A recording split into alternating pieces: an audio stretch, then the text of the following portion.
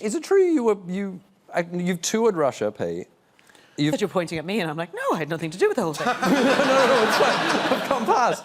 You've toured Russia and Ukraine, but were you kidnapped in Russia? I played Russia quite a few times. Yeah. And I played Ukraine, but when I think I was about 18, and I used to compare poetry night. Yeah. At a place called the Foundry, and it's quite a long story. Have I got time? Yeah.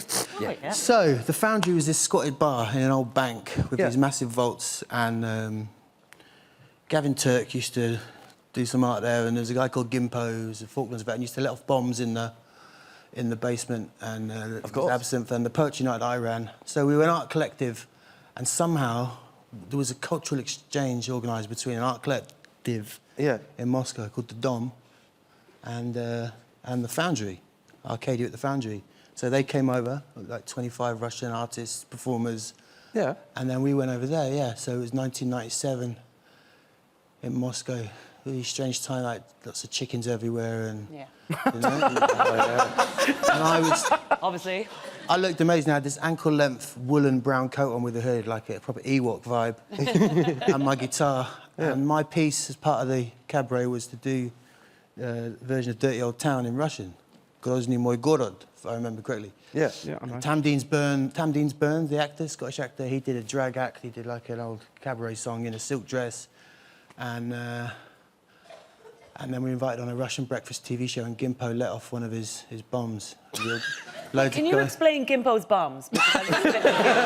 What were Gimpo's bombs? I think it's something to do with the KLF and the absorption of noise and being in an enclosed space with a huge explosion, and you know, because like after 11 minutes you'd still be getting the reverberations and. But there were noise bombs. Yeah, there were sound bombs. Yeah. All right, so Gimpo let off his... Were you kidnapped? There were these two Russian artists who were part of the. They did like some dance thing and did something to do with lights and radars. And when they were in London, I put them up, and so they were supposed to put me up, but they basically locked me in. Yeah, they locked me in their flat, and that was part of their installation, but they didn't tell me. It was terrifying. It was in this big brutalist, Stalinist housing estate, which they'd made a bunker, and there was no windows. I couldn't get out.